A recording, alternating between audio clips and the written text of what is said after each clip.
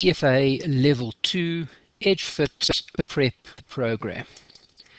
What I'd like to do in this particular video, okay, is twofold. Number one is I'd like to go through what you as the student can expect as part of CFA Level 2. Number one, what's in the program, what you can expect, amount of work, etc., etc. And number two is to have a good look at what EdgeFit as a prep provider will be bringing to the table. Okay, let's start off over here. Number one. Okay, well, first and foremost, okay, let me just introduce myself. Most of the guys in our program know me by now. My name is Russell, surname is Jude. Okay, yes, also CFA charter holder. Been a CFA charter holder for a very long time. I always tell the guys I've been a charter holder since the turn before the turn of the century. In fact, I got my charter in 1999, so I've been around for quite a while. FRM, Kaya, done all the other designations as well, principally, of course, because we do offer all three designations as part of our offerings. Okay, but let's talk about the topic at hand. Okay, and that's obviously CFA Level 2. By now, I'm sure everyone's aware that CFA have completely changed the way things are going to be running for 2021. Let's just hope that COVID stays at bay a little bit, such that we are able to write. But CFA Level 1, 2, and 3 have all moved from the past, which we used to call PBT, paper-based testing, and of course they are now moved to computer-based testing. Okay, so no matter which level you're writing in 2021, you are going to be subject to computer-based testing. Okay, and not just computer-based testing, okay, which we'll talk about, of course, but also, okay, the format of the exam has changed somewhat as well, and again, across all three levels. Okay, let's start off, of course, guys, and just talk about the format quite quickly. For those that obviously, guys, being in Level 2, you've seen the old format either in CFA Level 1 when you passed that, or perhaps if you've done CFA Level 2 one time before, you've seen it there as well. Okay, so what we're going to do over here, guys, is we're going to discuss the major changes that you could expect from what was in the past. Okay, both in terms of it being a paper-based exam, as well as the very format of the exam as well.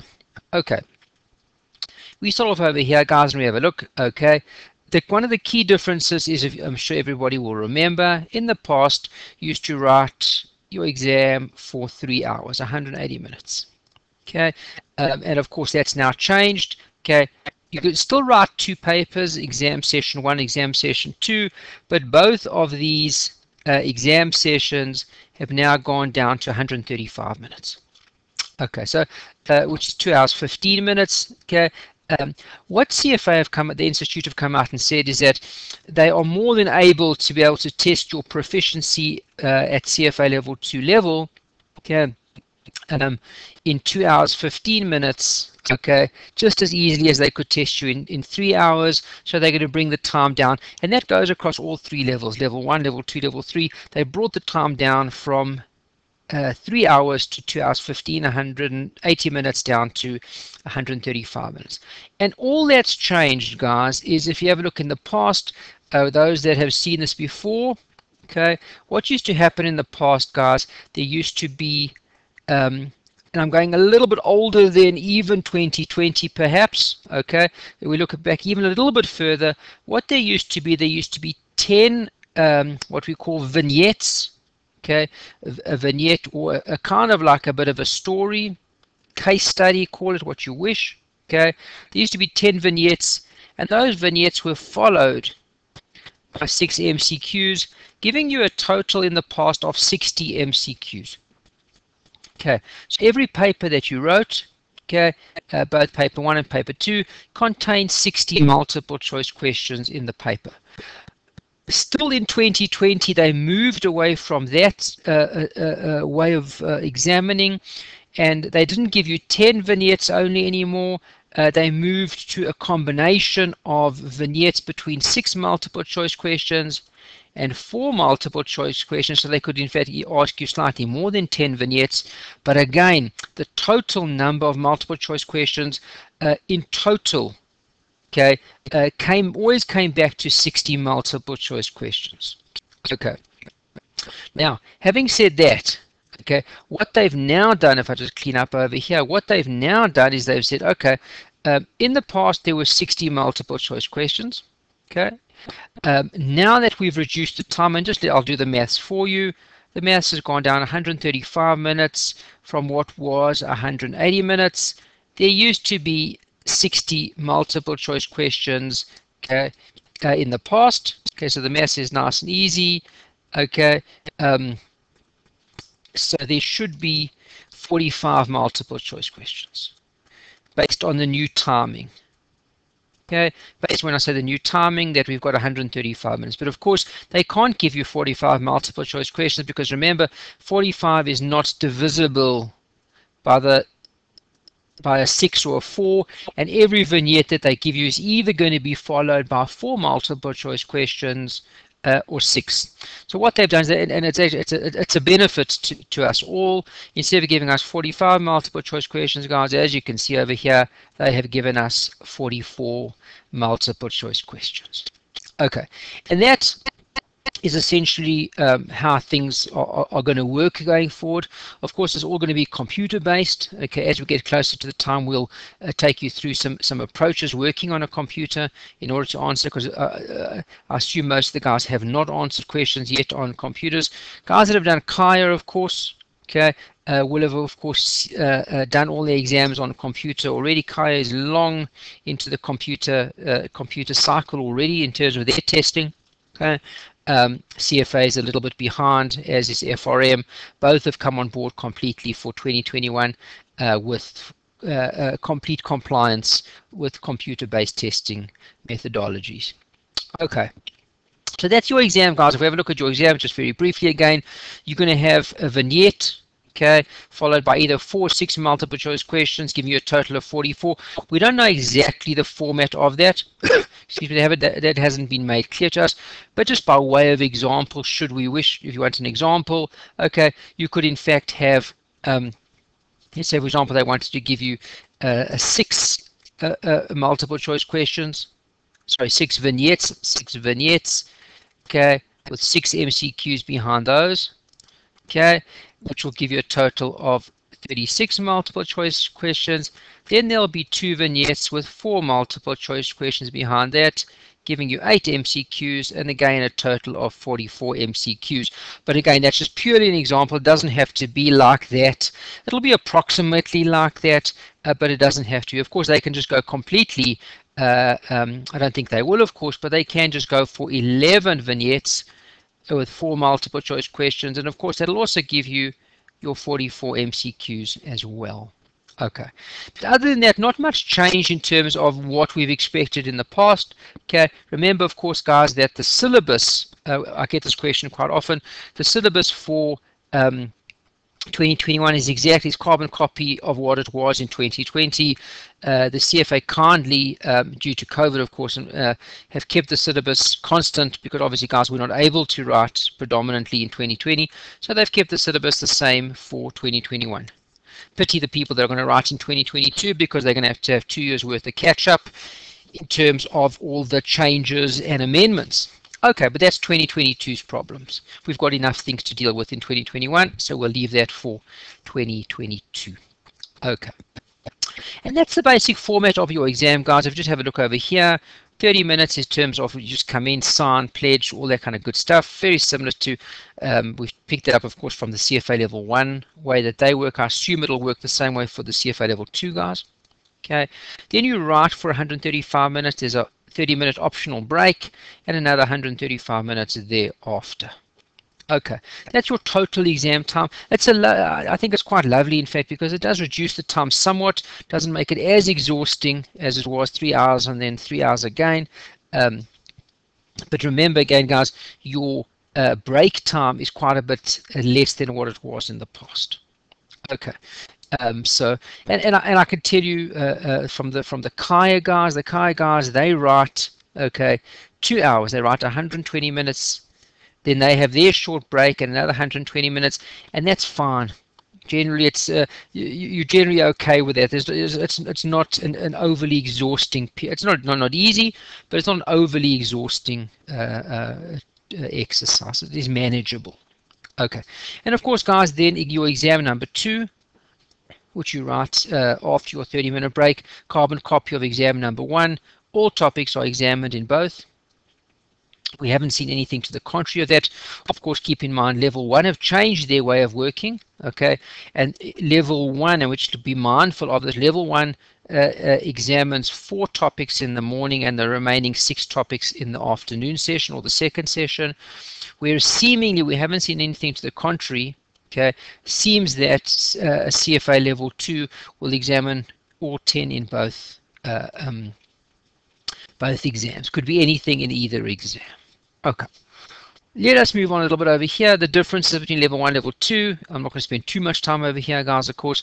They're focusing much more, and that's obviously why they're examining you in terms of a vignette type of manner case study, because you've got to start to work on your processes. Okay, not as integrative knowledge as you're going to get, of course, in level 3, but not as one-liner and punchy as you got in CFA level 1, where you just had a one answer and then you could move on. Remember, you could land yourself in a little bit of trouble in CFA level 2 if you start with a vignette and you have no idea what it's talking about, because remember, most of the multiple choice questions that follow are going to be related to that topic, subject matter, and to that vignette, which you've got to pull information out of that.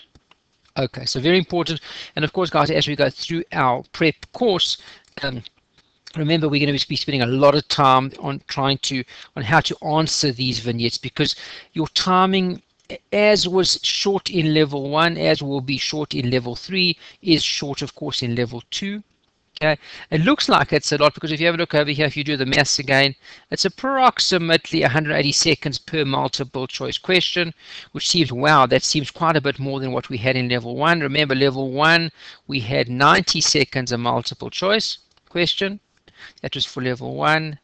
For level 2 and level 3, for your multiple choice, you're going to have 180 seconds per multiple choice. But remember, that includes reading the entire vignette, which can often be a page, page and a half, even up to 2 and a bit pages as well.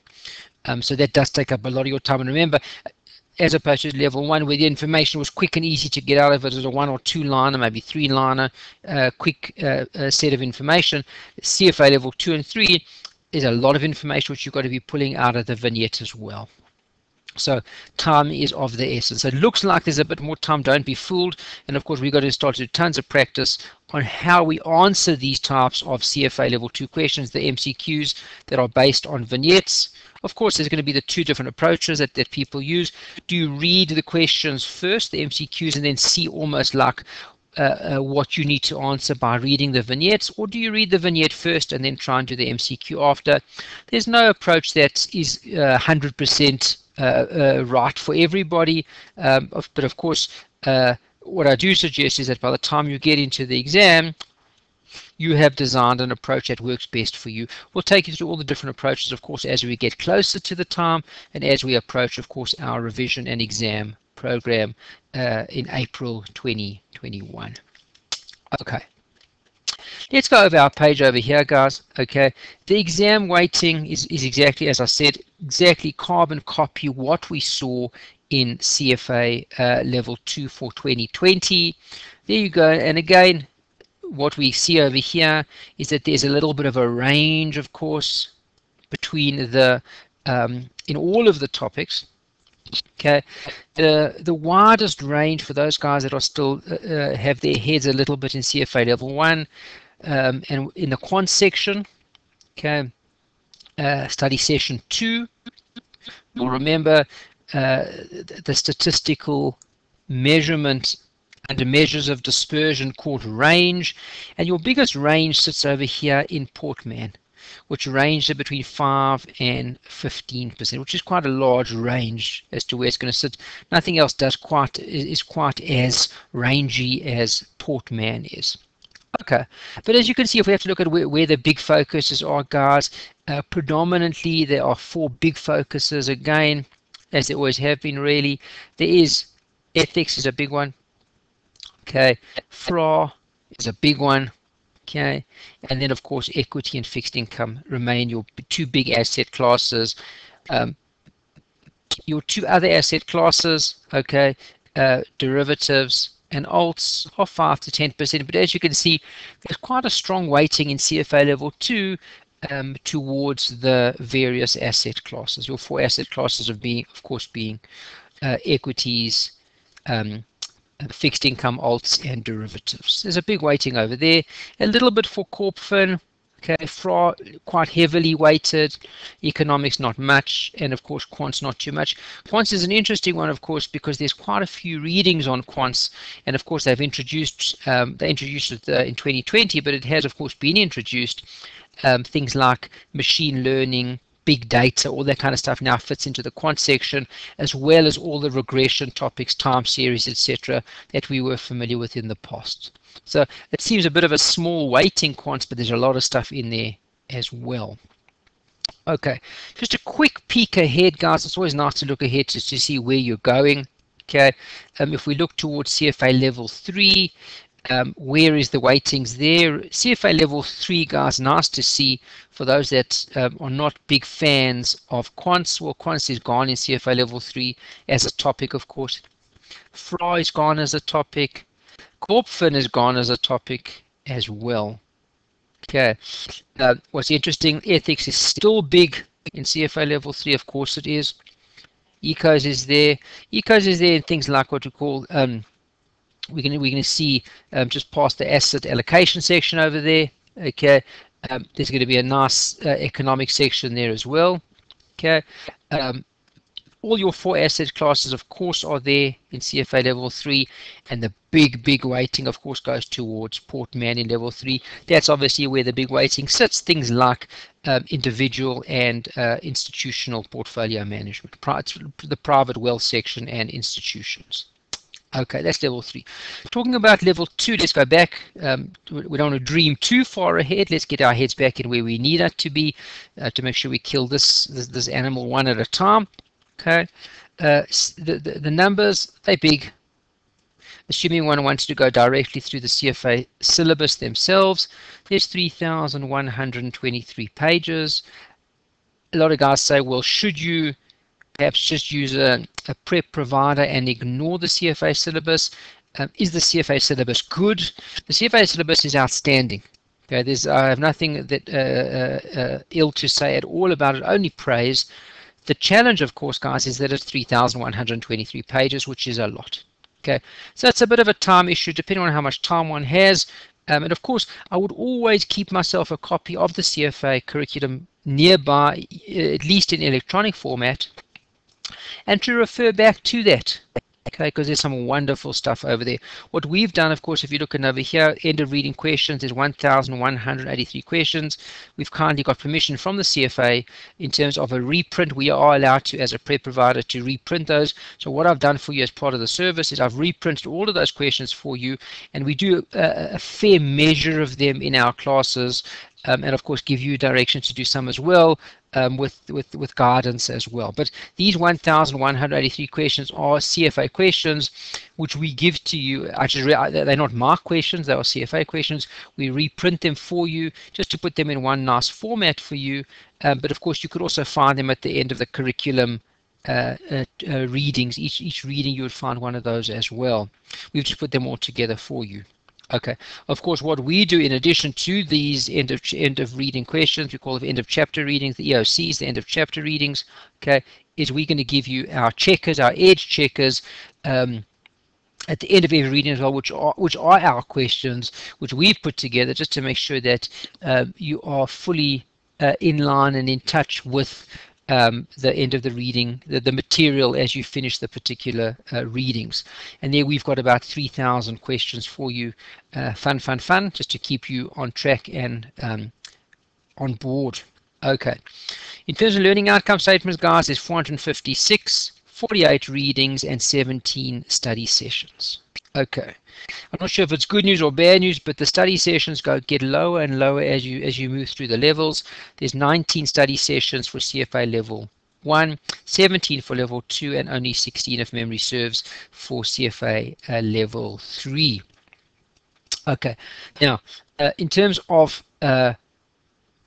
what we do at Edge, of course, is I'm going to go through each and every single learning outcome statement for you, all 456, just to make sure that you are fully covered and you are on track for each and every one of those learning outcomes. Okay, we've got notes on every single reading, every single learning outcome, and of course every single study session as well. Okay, and of course what you notice, okay, is that your topic matter, your 10 topics, are carbon copy of what you saw then in CFA level 1. No change at all. And of course, CFA level 1, level 2 are carbon copy of those. Expect a big change, of course, for CFA level 3, as I showed you a little bit earlier, where a lot of the stuff is going to be changed as we go forward, with a much greater focus, of course, being on portfolio management. Okay, as we go forward over here, guys, what I want to show you a little bit is a little bit in terms of we've now had a good look. Hopefully, I hope we've answered most of the people's questions. Okay, in terms of what you can expect from a CFA perspective for CFA level 2, and of course how that changed a little bit from CFA level 1. I will give you all my details at the end of this particular video. You can reach out, of course, if you've got any further questions. Okay, let's have a little bit of a look at what we do over here. Well, let's talk about the exam first, and we'll come back to some more information over there. Okay, there's 2 exam windows for CFA level 2. Okay, there's the May window, which is 25th of May to 1 June, and then there's the August window, which runs from 31st of August to 4th of September. Of course, guys, both of those papers will be CBT, computer-based tested. Okay, and both of those papers, okay, are based on the 2021 syllabus. Now, how does an exam window change to what you were used to in the past? Well, in the past, I'll just give you a date. Let's pick the 2020 date. Okay, if memory serves, I think it was the 5th of June. The 5th of June 2020, which of course never happened, as we know. But having said that, the 5th of June 2020 was the exam day for CFA level 1, CFA level 2, and CFA level 3. You entered your hall and you got yourself a chair and a seat, and you wrote yourself your exam based on a piece of paper at that particular point in time. Okay. What's changed when we go to computers, guys, is that they don't have that many computers available to set the exam on one exclusive day. Okay. So what they've done, okay, is they set up exam centers, which they place a whole batch of computers in. Each location is different. So it's a physical location. You go and write your exam in a physical location.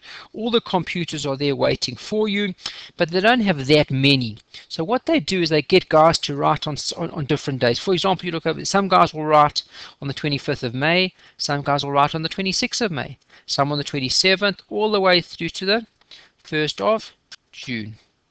Okay, so they've got I don't know how many, 5 or 6 days, 7 days that one can write your exams on, as opposed to in the past where there was 1 day. And of course the reason for that is because my sense is just due to availability, that there are not that many computers available for the guys to be able to all write all in one sitting.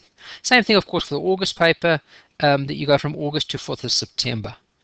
Okay, now I don't know exactly how it works yet. We haven't got complete information just yet.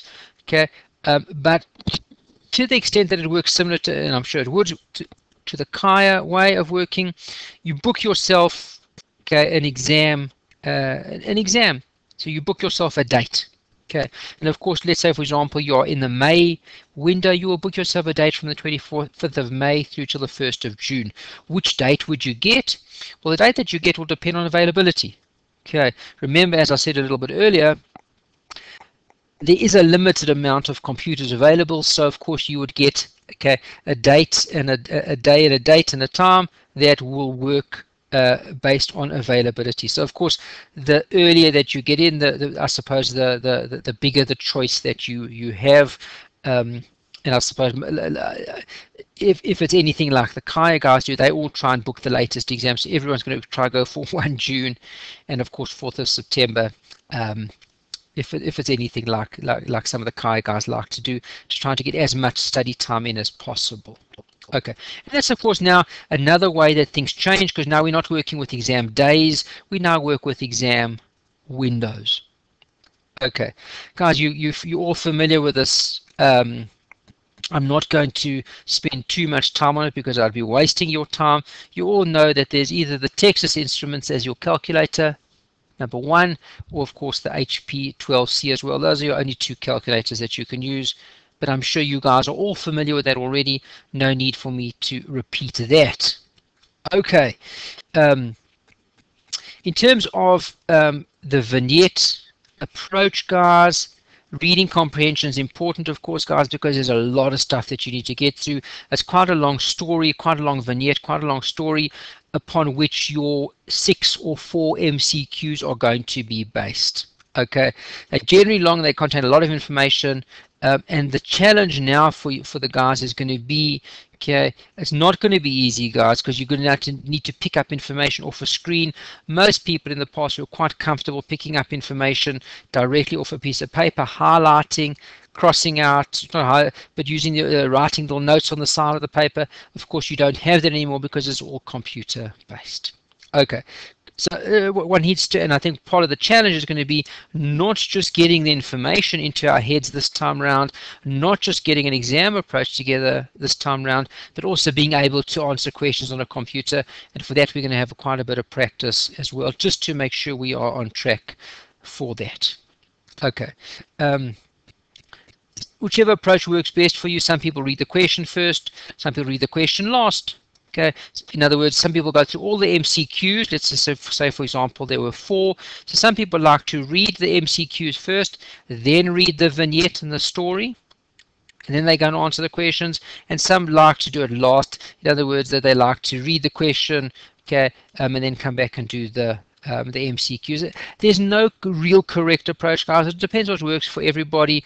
And as I said a little bit earlier, the trick is, of course, is to find out what approach works for you best, but to do so, of course, before you go into the exam. And you've got a fixed approach. There's nothing worse than going into the exam, of course, not having a set approach, not having a fixed approach, and you've got to come and try and work it out for yourself in the exam. That's not the time, of course, to be doing that. Okay, we talk a little bit about the EDGE approach, guys. I'm not going to spend too much more time. I'll tell you a little bit about our approach, and I'll tell you a little bit about our program, of course. Okay, looking at our approach, we typically work with the 4 C's. Okay, and what are the 4 C's? Okay, looking over here, guys. Okay, so let's start with our first one. Okay. Okay, number one, and in no specific order, can be any order that you like, guys, is the consistency. So I'm just going to clean up just a little bit over here. Let's clean up here. Let's give ourselves that. Okay, and let us work with our C's. Okay, the first C I always like is consistency. Okay, and part of our approach in terms of the consistency, guys, is consistency everyday work. Okay, I'm not a big fan of people coming 2-3 weeks before taking 3 weeks leave and just spending 18 hours a day trying to get to the syllabus. It's not typically a very successful approach for most people. It does work for some, okay, but it's not typically going to be your most successful study approach as per all the experts. Consistency is an everyday working, guys. It's an hour a day. I like the guys sometimes to try and push for an hour and a half, and I know that that's hard because you're going to say to me, well, where do I find this extra hour and a half? Because I'm already busy. I know that, guys. No one's not busy at the moment. Guys are trying to keep jobs. It's a very tough and a very difficult environment. So it's not going to be an easy task, and it's a challenge. It's a deep challenge, and obviously one has to find that extra time. But if you had to ask me in terms of the consistency, what I would suggest, guys, is that if I look during the week, okay, I'd be looking for 1 to 1.5 hours. Okay, and then on the weekend, I'm looking for 8 hours. Okay, which would give you around about, okay, approximately 15 hours a week. Across 5 or 6 months, you're gonna come to the correct time that you need. Of course, guys, I'm going to be asking you for a little bit more time within the weeks leading up to the exam, probably that month before. We're going to have to go into overdrive a little bit, so you'll pick up a few more hours over there as well. Okay, and just a little word on the consistency, guys. The reason we ask for the consistency is because, number one, of course, consistency works, number one, and number two is a consistent. If you work every day, you're in the program, you're immersed in the program, and that's all we can ask from you. Okay. The problem is if you miss a day, you miss 2 days, you miss 3 days, and the program moves at such a pace. It's not the program necessarily, it's CFA as well that works at such a pace that to finish up and to write, of course, for the May exam that's coming up first, you've got to really put your time in. Okay, and remember, guys, we tell the guys, if you're feeling tired, exhausted, okay, or you've got something massive on, whatever it happens to be, okay, put 5 minutes in for the day, but don't let a day go by without work. Because normally we would typically find if you let a day go by without work, that's 2 days that goes by, 3 days, and then you're behind one study session, and then it snowballs. So we beg for the consistency, guys. Okay, I don't need to say anymore because, of course, you guys are all on board on that.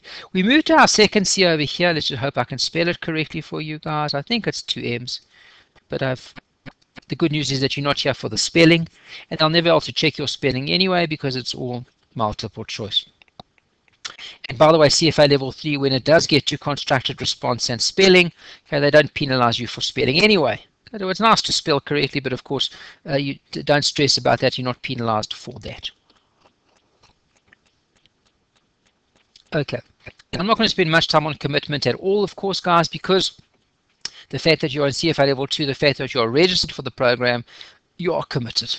Okay, but you've got to really want the CFA to get this because it's a tough one. It takes up a lot of your time, effort, and energies.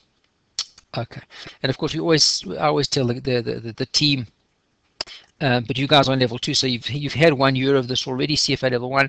You just speak to your those that are closely connected to you, be they husbands, wives, partners, boyfriends, girlfriends, uncles, aunts, cats, dogs, whoever it happens to be, and just get their commitment and just let them know, of course, that you're going through a 5-month.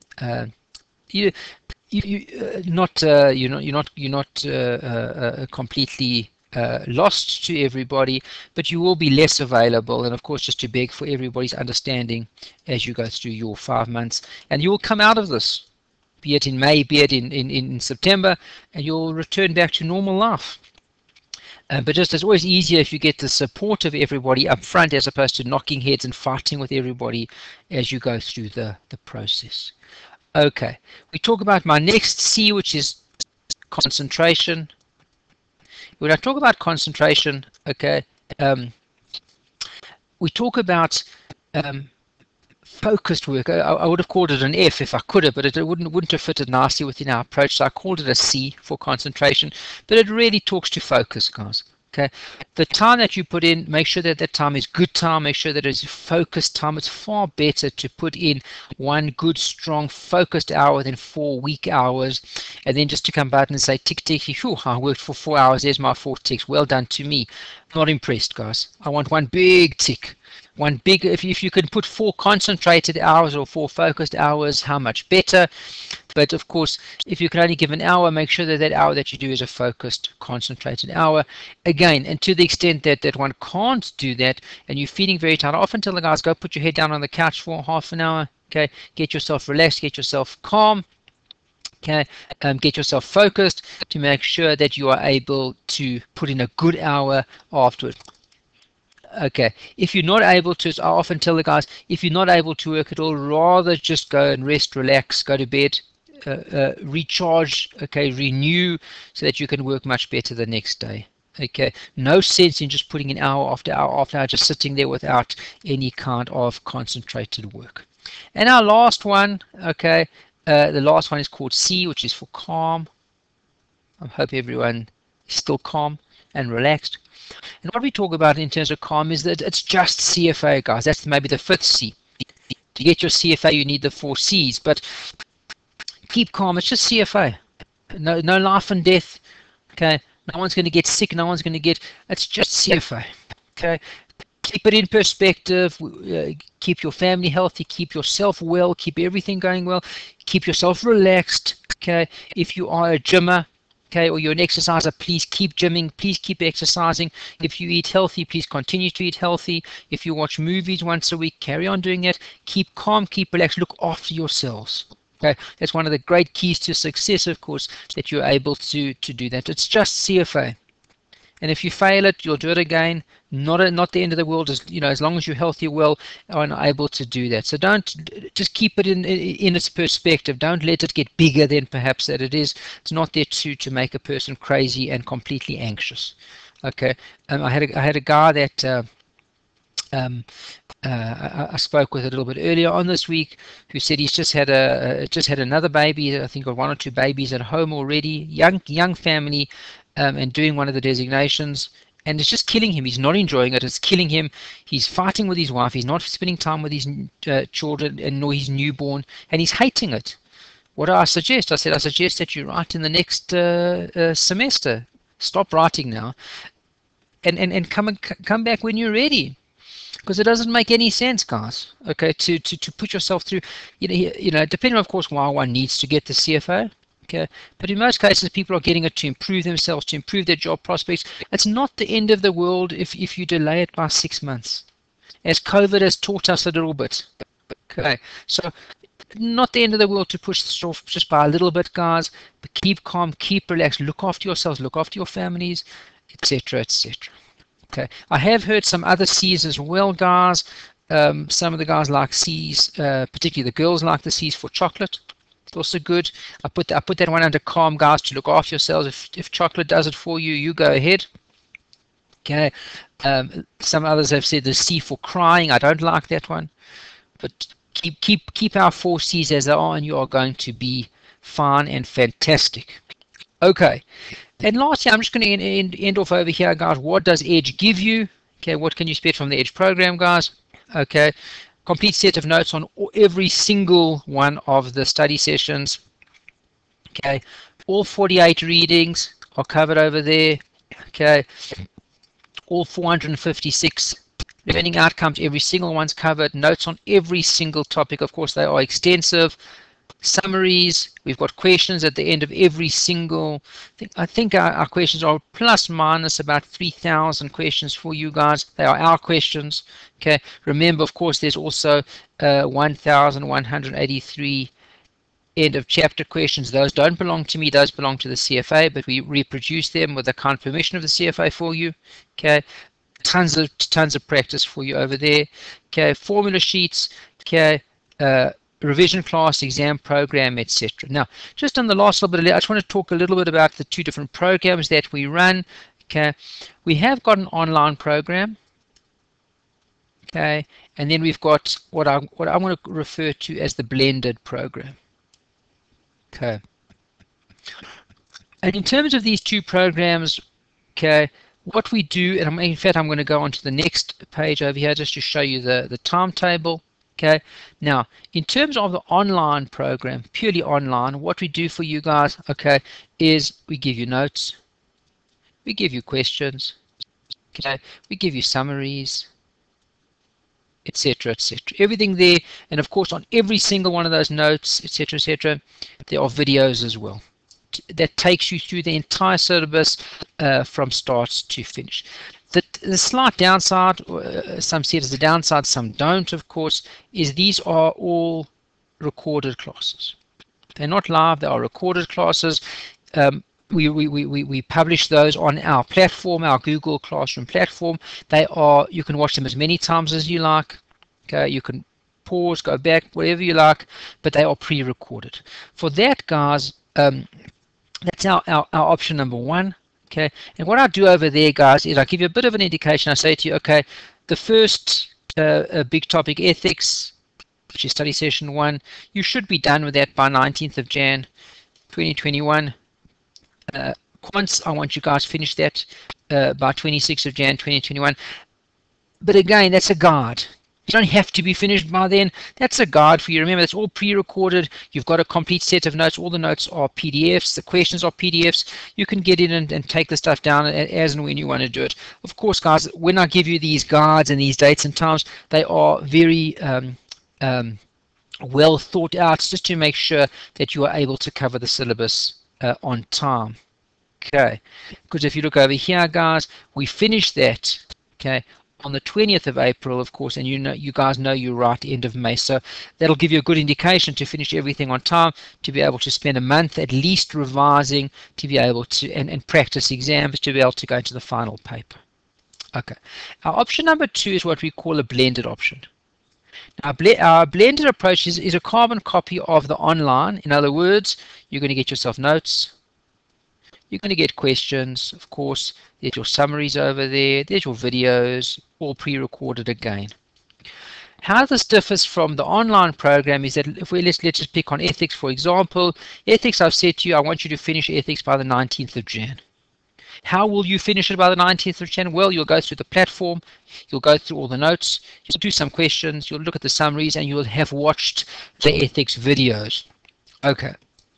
In terms of the blended approach, then we pull you into a Zoom class. Unfortunately, it's not a face-to-face class. It is live.